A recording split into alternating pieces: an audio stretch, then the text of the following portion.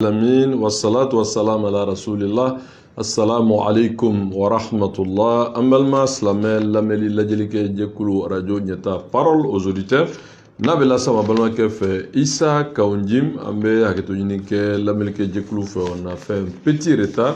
indépendant de notre volonté abo haketo yinike lamelike djekulu bela jelen fait amu fana be ka naje ka name amba kila diga fa se ka soro page fana ka no accepter page parole aux auditeurs n'avec Allah sa balma ke fait Issa Kaunjim yana nga negejuru labla mina kuma fem ka kuma nyeblala ambe awololi ko la ka soro ka negejuru labla abse ka woleli ke 77 06 01 01 bise ka 77 06 01 01 parole aux auditeurs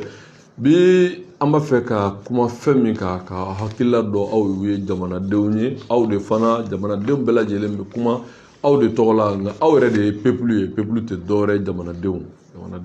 kuma koro bebola ambebola nga vraiment claro chamana no be for la nyonga ça c'est le peuple. Oh, nafora nation pays nation au koro yomunye le peuple la république nous bela jelenye conceptué nga faso koni oye awa sudu baba flow côté bawana ngo faso abe fo kancha mana nga ole be jamana be fra nyonga shia munu manga jamana kono dugolo be manga jamana kono ni bela jelene be fra nyonga ka fo jamana na dew mamala deli alaka jamana basigi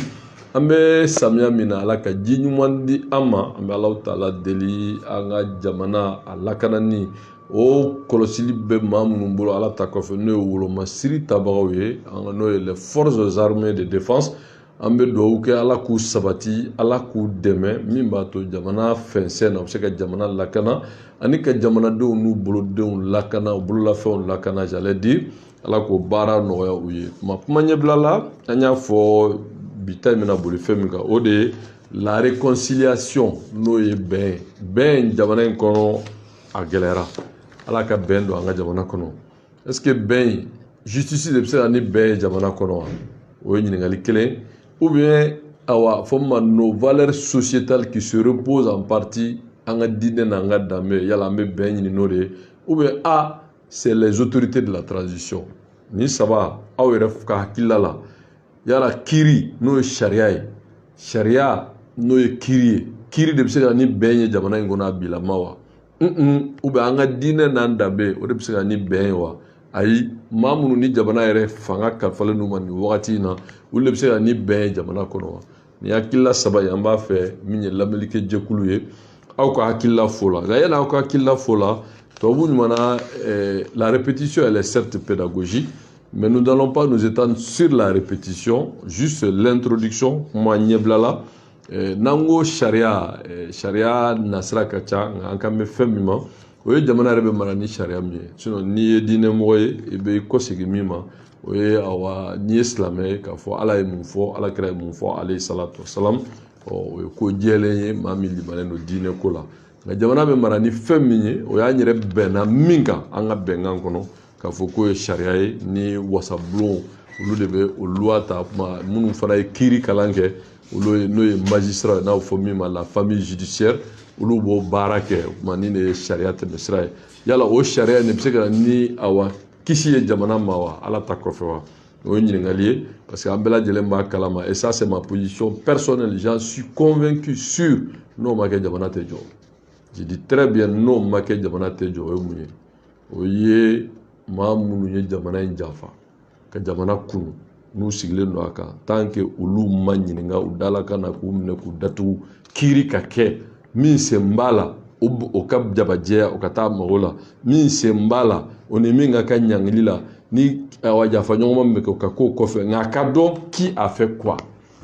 akadon qui a fait quoi parce que c'est trop facile ka fo jamana gono milliard bakere ani milliard kebe flani ko duna 0 pointé c'est trop facile 400 milliards, sécurité intérieure au Duna, 0 pointé. C'est facile de dire, blindé au nana, à Warinyagamina, à carton, à Doula Segina, 0 pointé. C'est facile de dire, avion Kelen Sana, Pirifla Sabaforala, 0 pointé. C'est facile de dire, Apekam Wariduna, Doula Blara, liberté provisoire, 0 pointé. C'est facile de dire, enfin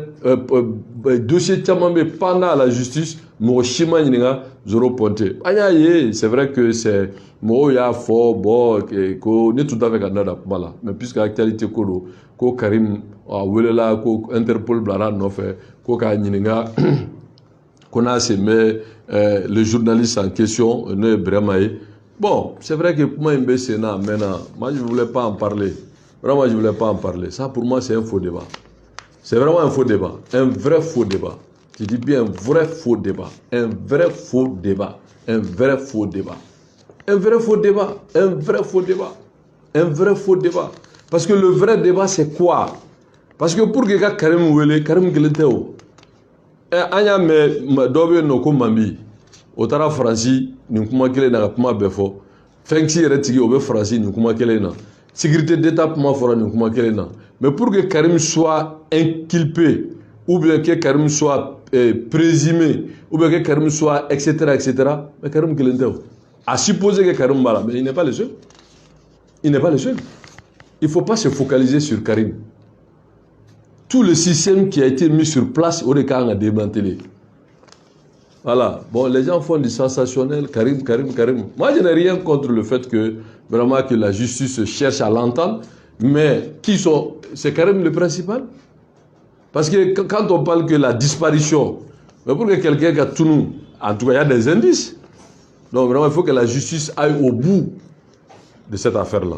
Pas seulement Karim, hein, parce que quand Karim n'a fait que journaliste, Sarah, Atuna, c'est vrai, quand on a situé Kardon, et les journalistes sont dans leur rôle, et on est d'accord. Mais moi, on fait le 10, le 11, le 12. On connaît le Kenekanko de Forsati Boraka Muguti Mo là.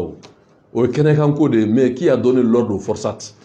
de sortir et de tirer sur les gens. Mais qu'on en parle. On m'a dit que Abaketo, Soube, mais on a dit que Brahma Kilentaire. Moi, je lui ferai balle réelle. Koufa. Mais qui est le principal? Il faut que la justice quand même aille à la logique, au bout de sa logique. Parce que c'est souvent, moi je n'aime pas les effets d'annonce là. Ça ne résout pas le problème quoi. Il ne faut pas faire la diversion. Dans cette affaire-là, je pense qu'il y a plus de diversion qu'une volonté réellement d'aller chercher les coupables, les criminels de tout genre. Voilà. Vraiment, on a tient quoi. On a tient do fonyoye, tient fonyoye à teteria ça, on a tient fonyoye. Que la justice elle est indépendante, qu'elle s'assume sur tous les dossiers. À fond FMB. Voilà. Mounounye Mohofa, Forsati, qui a donné l'ordre Forsat de sortir, de tirer sur les manifestants, à main nue. Qu'on le situe. Et moi, j'ai dit au moment des faits, il n'y avait que deux boss. Le président Ibeka, chef suprême des armées. Rien ne peut se faire sans lui. Et le premier ministre chef du gouvernement. C'est les deux. Maintenant, Mounou qui était là, Mounou Yekoré, soit Nouma Blala, ou Koré. Mais c'est les deux. Si vous réhabilitez Ibeka Koto Blako avec un titre d'ancien président, Boubou est là en train de se pavaner dans la rue, jusqu'à ce qu'il va rentrer dans un parti, il va être président. Mais finalement, là, il faut qu'on arrête de se moquer de la République. Ça, c'est un premier point. Donc, est-ce que c'est la justice qui doit vraiment permettre de réconcilier le peuple avec lui-même? Donc, voilà, c'est juste pour illustrer. Flana est mieux, on a jamana ngono follow. Ni dine mo dadu na kuma mena, ni dine mo kuma na jamana de umbe son, ube sabali, ube tuwo. Mais bi, est-ce qu'on peut tout recueillir? Est-ce qu'on peut tout recueillir? Est-ce qu'on peut tout recueillir? Parce que beba dombi, beba yabe. Bon, yala munganga ke pour que lui yere munganga ke on bolo misaliaye name awa nyeshuluma ka fo ala takofe ulu de biseka mau faranyonga ni tieni la dirie pour que benga sabati jamana kono yala mbeteme awa dina mo ga sira de fe pour que jamana ka seka awa lafia soroa oye nyingali flana nyingali sabana e mi oye les autorités de la transition puisque fanga bulu le bolo oh ulu de biseka fo bi ala takofe ni mbeke ni teke yani wakati mi mana ala dia yala ben abete mo sira de fe parce que politiquement beba kalama le nord jamana be geleya kono le centre geleya kera fo sabaye a folo mi ma do kelebe ga marfata dine togla be fagali ke do kelebe ga marfata milisi togla parce que ko ka fo fola dine mo oye ko jadisi awa munu ko ku yo donso ye no ye awa milisi ni bebe fagali ke o fana o ye fagali dɔ ye mɔgɔw yɛrɛ dama bɛ ka ɲɔgɔn faga u t'a dɔn yɛrɛ kun ye min ye a fɔ min ma c'est à dire que conflit communautaire ou intracommunautaire o y'a dɔ ye minnu yɛrɛ k'an ka jamana lakana n'o ye wolomasiri tabagaw ye olu fana bɛ ka faga su ni tile nin fana ye gɛlɛya dɔ ye yala bi o gɛlɛya ninnu kɔnɔna na transition ɲɛmɔgɔ jɔyɔrɔ ye mun ye pour que lakana bɛ se ka nɔgɔya cogo min na jamanadenw ka lakana jamana dugukolo bɛ se ka lakana cogo min o gɛlɛya in est ce que transition de bɛ se k'o baara in kɛ wa a dun fɔra bi pression min bɛ transition kan bɛɛ b'a dɔn ko kalo 8 min tora ko ka taa kalafili la nin bɛɛ lajɛlen kumaw ye mun n'a bɛ tali kɛ politique baaraw la mais l'état étant une continuité difficulté dɔw bɛ c'est lié à la gestion politique difficulté dɔw c'est lié tout simplement parce que jamana maracogo man ɲi difficulté dɔw bɛ yen parce que tout simplement an yɛrɛ bannen don ka jɔn Ala fɔ de faire notre mea culpa ka jɔn Ala fɔ ka tuubi ni diinɛ ko dɔ ka segin Ala ma ni jamana ko dɔ ka segin jamana ma pour que jamana ka se ka lafiya o tuma nin saba la est-ce que min ye la justice des hommes o de bɛ se ka jamana in kisi wa n'o an yɛrɛ bɛnna sariya minnu kan k'o waleya ou bien an bɛ ko in nasegin diinɛ ni danbe ma wa pour que an k'an yɛrɛ sɔrɔ wa ayi ou bien minnu transition kalifalen don minnu ma o tuma yala olu de bɛ se ka jamana in bila araye kan wa ni saba o tuma an bɛ kuma di arajo ɲɛta a lamɛnnikɛ jɛkulu aw yɛrɛ ka hakilila fɔ bonya kɔnɔ o tuma ni Ala sɔnna an bɛ bɛɛ to yen k'i hakilila fɔ mais an b'a fɛ mɔgɔw ka to sujet kɔnɔ 77 06 01 01 an bɛna nɛgɛjuru dabila 77 06 01 01 parole aux auditeurs ni saba la an bɛ se ka tɛmɛ sira jumɛn fɛ pour que an ka jamana ka se k'a yɛrɛ sɔrɔ c'est la justice qui peut nous amener à la réconciliation ou bien diinɛ ni danbe ou bien transition marabagaw o ye ɲininkali saba ye kuma ni labɛnw sabatilen don an bɛna nɛgɛjuru dayɛlɛ 77 06 01 01 dɔ bɛ nɛgɛjuru la allo wa alaikum salam wa rahmatullahi tɔgɔ ni jamu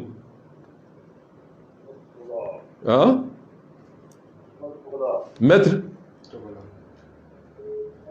kuma b'i bolo maître tɔgɔ la i b'i kan kɔrɔta dɔɔni n'o tɛ on a du mal à vous entendre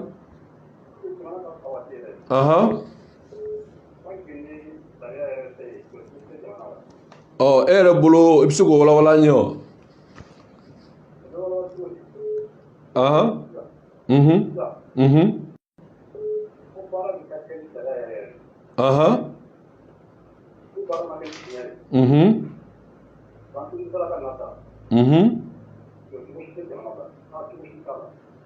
o baarakɛbaliya in i bɛ se k'o misaliya d'a ma baara jumɛnw bɛ yen n'o tɛ ka kɛ ni sariya ye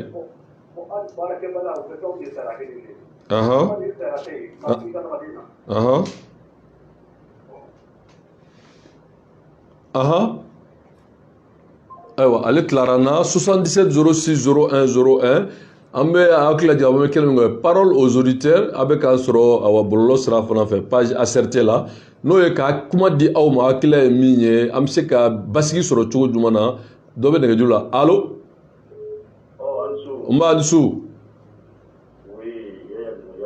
awa Yaya e ka hakilila ye mun ye nin kuma saba in na e ka hakilila ye jumɛn ye awa e yɛrɛ ni ce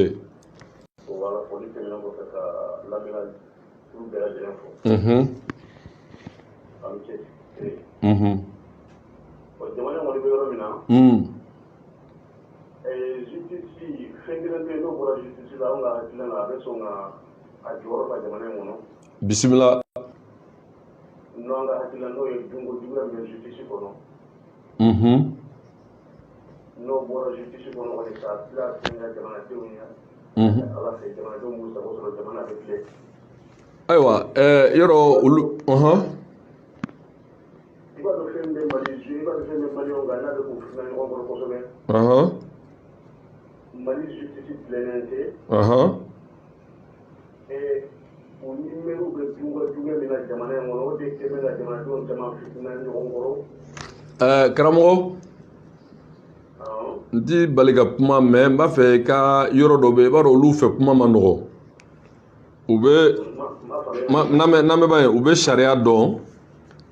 u ka teli k'a fɔ outrage à magistrat awa diffamation n b'a fɛ parce que n'i ye kumana sariya la fo de k'i ka dalilu ye jumɛn ye n'i tora global kɔnɔ non lamɛnba n tɛ kuma tigɛ n b'a fɛ k'an ka ɲɔgɔn faamu de komi radio la kuma don n'i ko dunko juguya bɛ justice kɔnɔ dɔ bɛna f'i ye ko preuve jumɛn b'i bolo komi i ma mɔgɔ tɔgɔ fɔ an bɛ se ka pan o kunna mais n'i ko k'u ni maires bɛ nin na bon i bɛna kana na taa kuma non lamɛn n t'i bali ka kuma n b'a fɛ dɔrɔn fɛɛrɛ jumɛn bɛ yen n'an bɛ se ka justice ka se ka na ni justice ka se ka baara kɛ ka na ni bɛn ni lafiya ye jamana kɔnɔ maintenant n b'a fɛ i ka to o kɔnɔ mais nin ni nin n b'a fɛ i ka na o don kuma la parce que radio in ye radio ye. Ouais, non, vous n'êtes pas. Non, je vous demande pas de preuves. Je vous demande tout simplement de faire. Non, mais ça, je vais vous laisser parler. Non, il va dire ni me fait comme il faut être famille.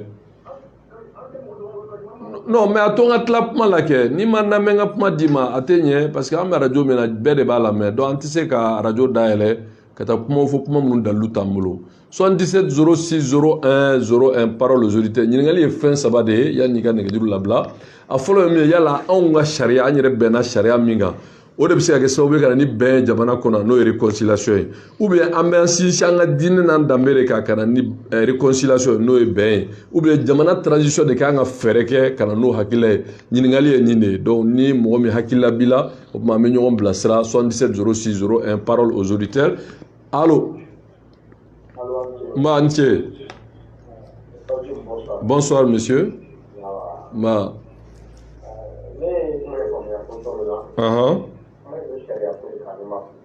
saba don n ko ni yala anw ka jamana in bɛɛ b'a dɔn bɛnbaliya b'a kɔnɔ bɛnbaliya b'a la jamanadenw yɛrɛ dama bɛ ka ɲɔgɔn faga tuma dɔ la u t'a dɔn kun min don maa wɛrɛw binnen don an kan ni diinɛ tɔgɔ hali n'a dɔw yɛrɛ ye maliyɛn ye an yɛrɛ dama fana dɔw kɛlen bɛ ka marifa ta k'u b'u ka sigida lakana abide bo olu fana dantɛmɛ b'a la n'i bɔra ye diinɛ kunda olu fana bɛnnen tɛ foyi kan f'u ka bɛnbaliya politique mɔgɔw olu mɔgɔ ti da don olu ka kuma la jamana dun tɛ se ka jɔ ni bɛn ma na n ko yala an bɛna sinsin an ka sariya de kan n'o ye justice sociale ye ni kiiri bɛ kɛ kɛcogo jumɛn na n'o bɛ se ka sababu ye ka na ni bɛn ye wa ou bien an bɛ segin diinɛ ni danbe de ma ou bien transition autorité de bɛ se ka kɛ sababu ye ka na ni bɛn ye jamana kɔnɔ nin hakilila saba aw ka hakilila ye mun ye a la i ye ɲininkali faamu. Bisimila. Bisimila kuma b'i bolo.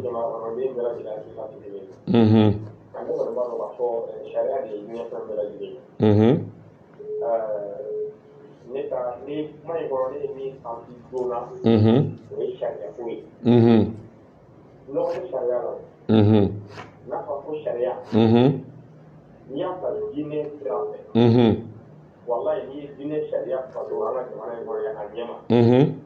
jamana kɔnɔden kelen-kelen bɛɛ bɛ lafiya mais diinɛ sariya tɛ se ka fato sabula ka d'a kan diinɛ tɛ ka ɲɛfɔ a ɲɛfɔcogo la n'i ye justice plutôt an ka jamana yɛrɛ laada sariya fato jamana in kɔnɔ yan bɛɛ bɛ lafiya transition min bɛ yen nin waati in na parce que jamana gɛlɛya bɛɛ lajɛlen bɛ kiriko de bolo karisa dɔ b'a la karisa dɔ b'a la karisa dɔ b'a la karisa dɔ b'a la il faut que ka kɛ a ɲɛma jamana tɛ se ka ban sigi fo ka diɲɛ wuli o ye tiɲɛ ye i ka jamukan ye ne y'a ye position min na mɔgɔ fɔlɔ-fɔlɔ min donna ni a ko ko a bɛ kuma k'a yɛrɛ expliquer a ma se ka kuma expliquer a taara hors sujet ta quoi mais n'i ye ko in bɛɛ jateminɛ ko in bɛɛ bɛ jamana bɛ se ka taa bolo min na sariya kelen jumɛn kɔnɔ ne ka yeta ye o ye dɛ ne dun fɛnɛ fɛ a sariya kelen o kelen hali an ka jamana bila an ka budaw fɛ hali budaw fɛ yen olu minnu tɛ an ka jamana kɔnɔ fiyewu n'i ye olu ka sariya ta olu ni ɲɔgɔn cɛ u tɛ ka ɲɔgɔn faamuya u tɛ ka bɛn ko la wa diinɛ min tɛ silamɛ diinɛ ye ni ye kerecɛn diinɛ ye ni tɛ an ka jamana nana diinɛ ye est-ce que diinɛ wɛrɛw tɛ ka bɛn ko la wa ko ye bɛɛ sariya ko de ye ni an ka jamana sera ka sigi sama dabila diɲɛ don o don anw bɛ arabuw bolo an bɛ faransɛw bolo an bɛ an yɛrɛ bolo n'an sera ka kelen pe ta nin na don o don an ka jamana lafiyara ko dɔ bɛ ta ne waati n'i y'a kɛ i bɛ faga de n'i ma faga bilayi i b'a ye ɲɛ la donc fɛrɛ la n'i y'a kɛ min bɛ diya i kan i b'o fɛnɛ i ɲɛ la arabu sariya la hali sini n'i ye sonyɛli kɛ arabu yɛrɛ yɔrɔ fɛ yen u b'i wuli de k'i bolo tigɛ donc anw fɛ yan nin si ti yan bɛɛ tɔgɔ de bi yan i ka fura kɔni na ne kɔni ye min kɔni y'a la nin bɛɛ ka ɲi tubabu diinɛ wo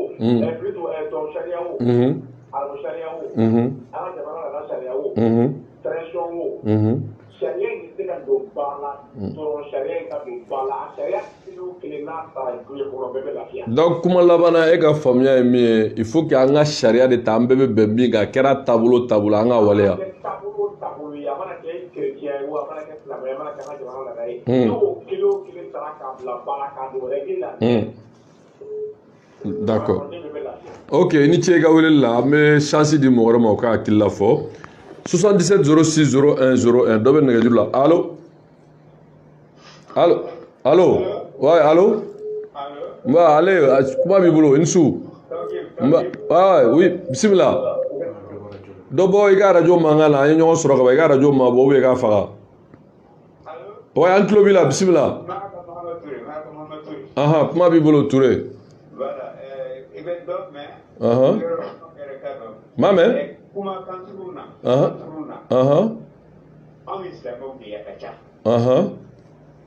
ni kuma de da ka kaya an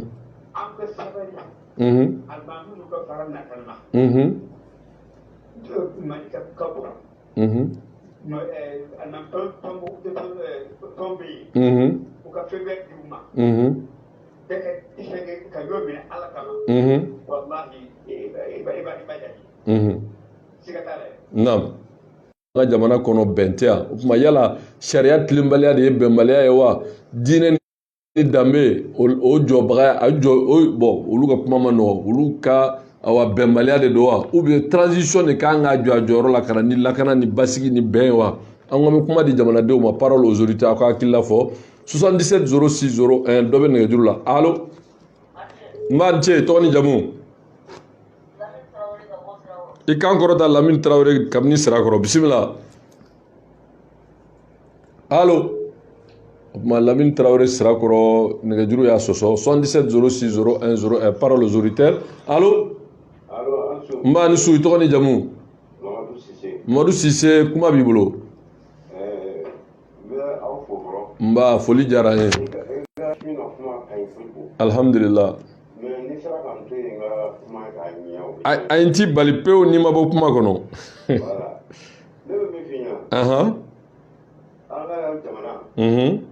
ni justice ma tilen an tɛ se ka baara dɔ koyi bisimila justice tilenbaliya juge yɛrɛ tɛ dɛ faamaw de don danfara jumɛn bɛ faama ni justice cɛ justice est indépendant ye o de fɔra an ɲɛna ko Mali ye sariya min sigi bon o kɔni o fɔra ka mɔgɔ dɔw ta o bila u k'o baara kɛ k'u ni fanga tɛ ɲɔgɔn ɲɛ sira la o de ye Mali ka sariya ye o de fɔra mais min ye juge ka baara tiɲɛ u bolo faamaw yɛrɛ de bɛ kan ka juge ka baara tiɲɛ u bolo n bɛ perewu de d'i ma ayiwa bisimila en 1992 ça pour en 1912 en 2012 Sanogo ninnu ye marifa ta ka wuli u yɛrɛ ma ayiwa an ka jamana marifa de ta ka wuli u yɛrɛ ma ka taa président kama ka palais ci wari min donn'o de b'o hakɛ dɔn bisimila mɔgɔ minnu sara o la olu ye maliyɛnw de ye o kiiri ma kɛ olu ma ɲininka o la basi foyi ma k'o la parce que olu faamaw yɛrɛ tun kan o don Asimi n'a jɛɲɔgɔnw fana ye marifa ta karamɔgɔ non n t'i bali ka kuma mɛ n b'a fɛ ka fɛn dɔ de f'i ye a taara voilà allo 77 06 01 01 voilà 77 06 01 01 dɔ bɛ nɛgɛjuru la allo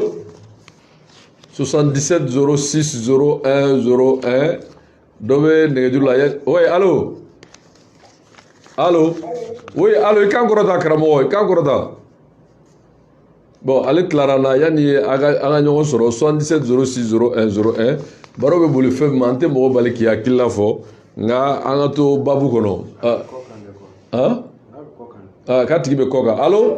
allo allo wa alaikum assalam ibe ka wele mi New York ikan korota abe somada lawbe tlega vela awa yere ni wula Amerika on ni suya bismillah kuma bi bolo oh ouais kuma bi bolo ikan korota an klobila ok d'accord kuma bi bolo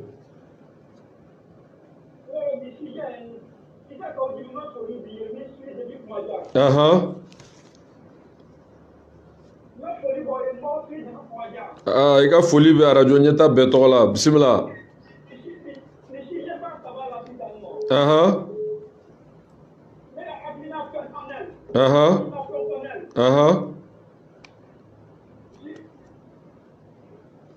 oui allo retour to i ka kuma dɔrɔn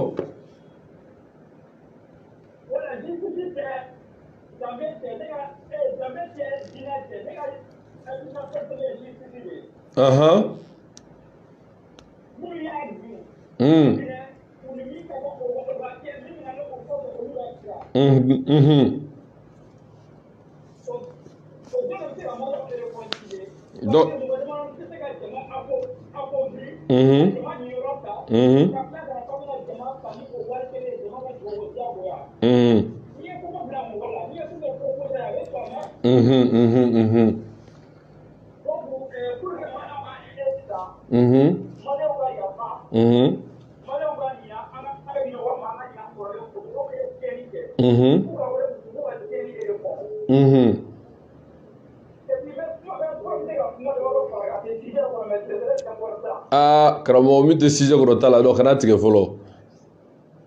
min tɛ sujet kɔnɔ o t'a la allo wa alaikum assalam ma ni su parikaw ka kɛnɛ awa ni ce bisimila kuma b'i bolo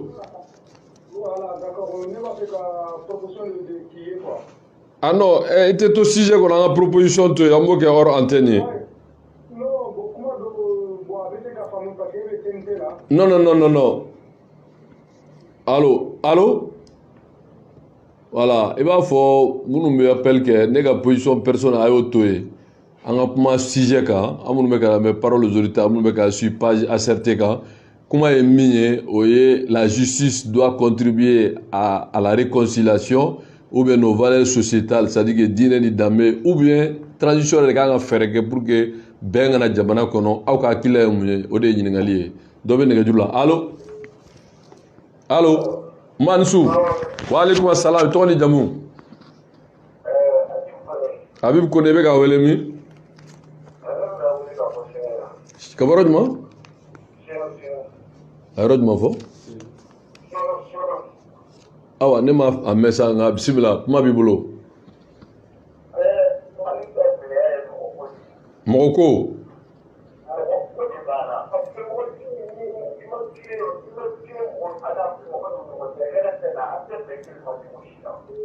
donc tilennenbaliya don quoi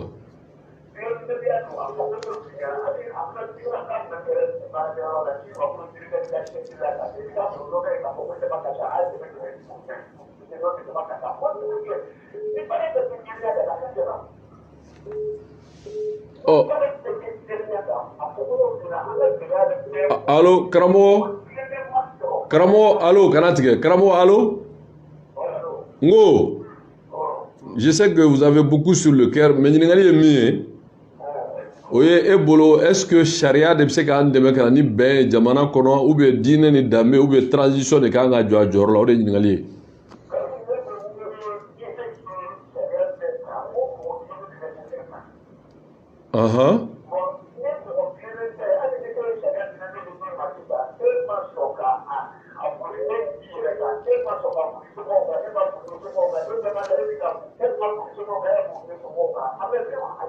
a tɛ bɛn a la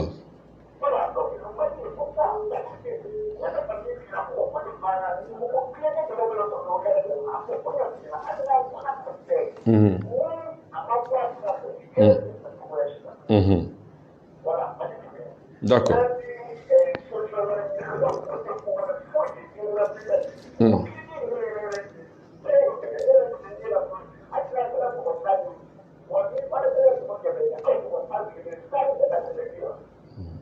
D'accord.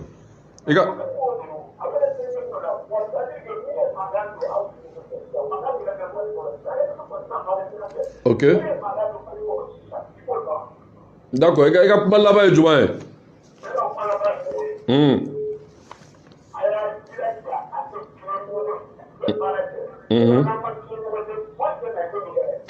Aïwa, ala ka clé nɔgɔya n cɛ. Merci. 77 06 01 01 parole aux auditeurs. Dɔ bɛ nɛgɛjuru la. Allo. Wa alaikum salam. Nba tɔgɔ ni jamu. I ka radio datugu dɔɔni. Kuma b'i bolo.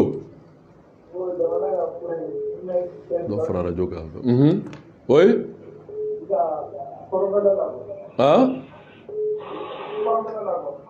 I kan kɔrɔta. Non, n b'a fɛ i ka to sujet kɔnɔ n ko ɲininkali ye fɛn saba de ye. An b'a fɛ bi bɛn kana jamana kɔnɔ, an bɛɛ b'a dɔn bɛnbaliya bɛ jamana kɔnɔ. Yala sariya mɔgɔw de bɛ se k'an dɛmɛ k'o baara ye waleya wa? Ou bien diinɛ ni danbe mɔgɔw ou bien transition de bɛ se k'o baara waleya? O de ye ɲininkali ye.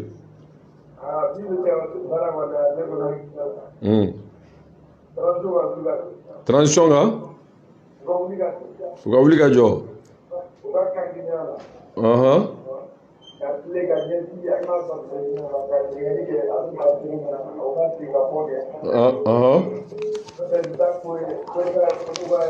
Ayiwa, d'accord, i ka hakilila faamuyara n cɛ. 77 06 01 01 parole aux auditeurs. Allô? Allô? Allô, bonsoir. Ouais, ça va. I tɔgɔ ni jamu? Mati Traoré, bɛ ka wele min? Alhamdulillah. Mati Traoré, e ka hakilila ye mun ye ni ɲininkali saba in na?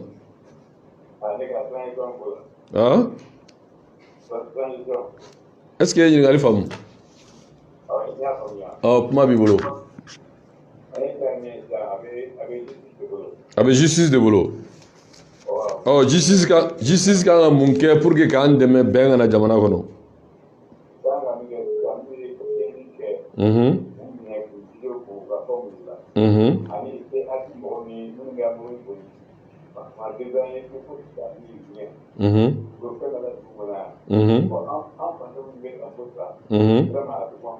O cɛ, i ye tiɲɛ fɔ. Tiɲɛ kɔni ye tiɲɛ de. Tiɲɛ yɛrɛ. Wallahi i ye tiɲɛ fɔ. U tɛ impôt sara, u ka mobili bɛ boli fu. U tɛ assurance ta, u tɛ vignette ta, u tɛ foyi ta. Non, tiɲɛ don. Wallahi i ye tiɲɛ fɔ. O ye tiɲɛ. 77 06 01 01 parole aux auditeurs. Allô? Allô? Ouais, tɔgɔ ni jamu? Kuma b'i bolo.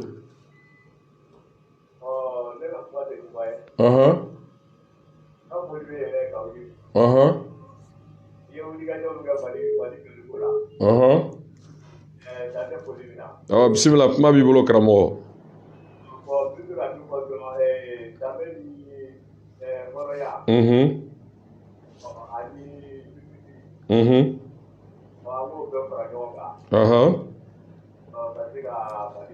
Naam.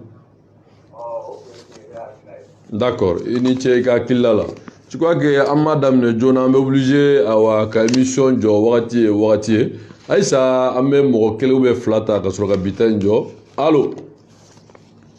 Allo? N b'a ni su. Wa alaikum salam. Tɔgɔ ni jamu, i bɛ ka wele min?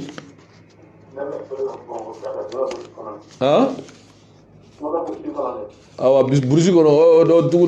dɔ tɛ yan? Dugu dɔ kɔni bɛ yen, tɔgɔ kɔni b'a la. Bisimila.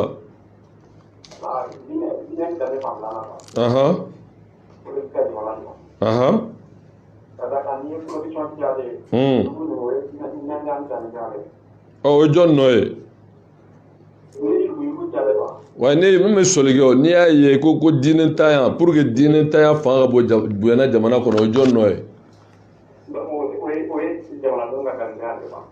Aywa o kuma ka ɲi e yɛrɛ da ayiwa bisimila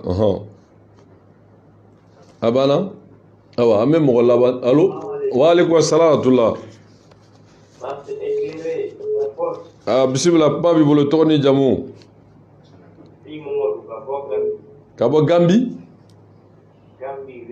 ayiwa kuma b'i bolo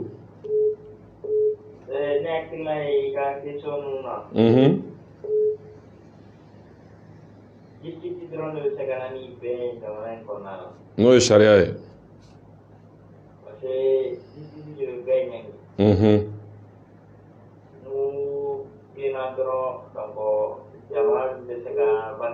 ayiwa ala ka tile nɔgɔya n'u ye ayiwa i ka kuma kolo b'a la ayiwa i Gambi k'an bɛ maliyɛn bɛɛ fo Gambi i ni ce merci an bɛ bi ta in jɔ je crois wagati ye on va conclure avec kuma laban min fɔ n'o ye sariya ye karamɔgɔw tulo bɛ nka n'an filila u k'an bilasira ko ala kira ko alayhi salatu wa salam ko maa damadɔ de bɛ kiiri tigɛ kuma fila bɛ yen u bɛ taa jahanama kɔnɔ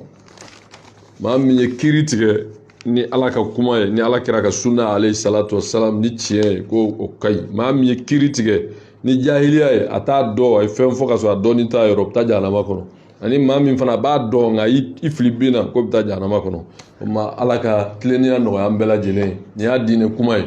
o komi jamana sigilen don fɛn min kan o ye république laïque démocratique adamadenya yɛrɛ la an bɛɛ b'a dɔn tilennenya diinɛ taabolo ko t'o la i kɛra chrétien o i kɛra silamɛ o i bɛ boli sɔn i ye buda o tɛ diinɛ yɛrɛ la ni jama kɔni bɛnna fɛn min kan ni jama ye bɛɛ sɔnna k'o waleya ni min ye o sɔsɔ sariya ye min fɔ k'o respecter ne hakili la taabolo ko t'o la n'an sɔnn'o ma jamana b'a yɛrɛ sɔrɔ problème b'an ka jamana kɔnɔ a fɔ man di dɛ voilà mɔgɔ bɛɛ bɛ siran sam ni silima ɲɛ bon yanni mɔgɔw ka siran sam ni silima ɲɛ u ka siran ala ɲɛ yanni u ka siran sam ni silima ɲɛ u ka siran ala ɲɛ tiɲɛ don magistrat b'u ka baara la n delila k'a fɔ nul ne doit insulter la magistrature nul ne doit diffamer nul ne doit porter atteinte à leur honorabilité o ye tiɲɛ ye mais juges fana k'a dɔn u bɛ jamana ka baara de la dɛ c'est la justice du peuple c'est pas la justice des juges non bɛɛ b'a dɔn bɛɛ b'o dɔn tous les corps juges dɔrɔn tɛ Mali kɔnɔ bɛɛ b'o dɔn o dɔrɔn tɛ mɔgɔ si la i taara domaine o domaine na i bɛ taa sɔrɔ dɔw bɛ yen u t'a kɛ ka ɲɛ an ko tiɲɛ fɔ ɲɔgɔn ye juges fana ka sɔn o ma ka fɔ tout n'est pas clair là-bas fana ka sɔn o ma sa mɔgɔw tɛ se ka siran olu ɲɛ k'u bila a la place la sa o tɛ se ka kɛ sa nka u fana ka sɔn jamana in bɛ gɛlɛya min na de jouer leur partition u k'a dɔn jamana mɔgɔw b'u la jamanadenw mɔgɔw b'u la il y a de très bons juges il y a de très bons juges minnu bɛ k'u jɔ o jɔyɔrɔ la mais ils ont besoin du soutien du peuple et le peuple doit les soutenir et le peuple va les soutenir n'u bɔra corporatisiya la ka sam ni silima fara ɲɔgɔn kan ni min fɔra olu yɛrɛ ma k'o tigi minɛ k'o datugu o y'u ka hakɛ ye mais jamana bɛ ka kunu u tɛ jamana fana lajɛ sa ka jamana fana lajɛ minnu ye jamana wari dun de s'auto-saisir on a vu le procureur que vraiment je félicite min bɛ ka mɔgɔ minnu bɛ mɔgɔ neniw ni kumakolon fɔ o la n'a bɛ k'u minɛ k'u bila sariya ka bolo kan c'est très bien mais dans au-delà de ça minnu fana bɛ ka jamana kɛsi kunu ka jamana nafolo kunu n'i y'o olu ka tɔɔrɔ ta ka bɔ jamana kan a tɔ b'a dɛ donc quelle la justice d'aller au bout de cette dynamique là pour que jamana ka se k'a yɛrɛ sɔrɔ bɛɛ sɔnn'o ma sariya tɛ jamana kɔnɔ a tɛ jɔ a tɛ jɔ i ye jamanaba fɛn o fɛn n'u ye diɲɛ dan bi n'i y'u ka jamana lajɛ sariya bɛ yen a sariya même hali n'u nana jɔ aran na u b'a respecter aw tɛ hali aran respecter hali discipline t'an na aran ko la anw ka accident fanba n'an ka embouteillage yɛrɛ fanba circulation na a bɛɛ ye indiscipliné ye bon donc o bɛɛ kɔfɛ jogow nana tiɲɛ éducation nana tiɲɛ mara nana tiɲɛ jamana nana kɛ tigi t'a la bon ça ne peut pas continuer il faut l'autorité de l'État et l'autorité de l'État c'est pas à sens unique juge ka jɔ o jɔyɔrɔ la fanga min b'u la ala ta kɔfɛ jamana de y'a d'u ma dɛ mais mɔgɔw k'a dɔn k'a fɔ juge ɲumanw bɛ yen mais juge dɔw fana bɛ yen an ka tiɲɛ fɔ ɲɔgɔn ye sam ni silima fana ka sabali sa u ka sabali fana ka sabali u ka sabali u ka sabali u k'a dɔn ala bɛ yen o tuma an bɛ ala deli ala ka hakili ɲuman di bɛɛ lajɛlen ma ɔ min ye diinɛmɔgɔw ye olu ka kuma man nɔgɔn voilà ni kumana olu bɛ kuranɛ haya dɔ ta k'i bɔ baara la u bɛ bila ni hadisa dɔ ye bon an tɛna an da don olu ta la nka an bɛ dugawu kɛ ala ka kɔsegi di an bɛɛ ma a sabanan ye min ye wagati kɔni dafara o ye transition ye ni ala sɔnna ni ala sɔnna ni ala sɔnna ni ala sɔnna l'imperturbable patriote Assimi Goïta ni ala sɔnna a bɛ jamana in bɔ dingɛ kɔnɔ ni ala sɔnna a ye dugawu k'a ye a ye dugawu k'a ye ni ala sɔnna a bɛ jamana in bɔ dingɛ kɔnɔ ni ala sɔnna a kana politicien lamɛn dɛ a ka n'u lamɛn ni ala sɔnna a bɛ jamana in bɔ dingɛ kɔnɔ dɔ ye kuma dɔ fɔ n b'o sinsin jamana in mɔgɔ ko de bɛ jamana in na n'an ye mɔgɔ ladiriw sɔrɔ mɔgɔ tilennenw sɔrɔ minnu bɛ jamana bila u yɛrɛ sanfɛ jamana in bɛ jɔ kuma ala k'o nɔgɔya an bɛɛ lajɛlen ala ka jamana basigi aw sɔgɔlen ka to arajo ɲɛta la an tun bɛ kɛlɛ min kan parole aux auditeurs an n'a b'an sɔrɔ bɔlɔlɔ sira fɛ page ACRT la aw yɛrɛ balimakɛ fɛ Isa Kawunjib assalamu alaikum wa rahmatullahi wa barakatuh.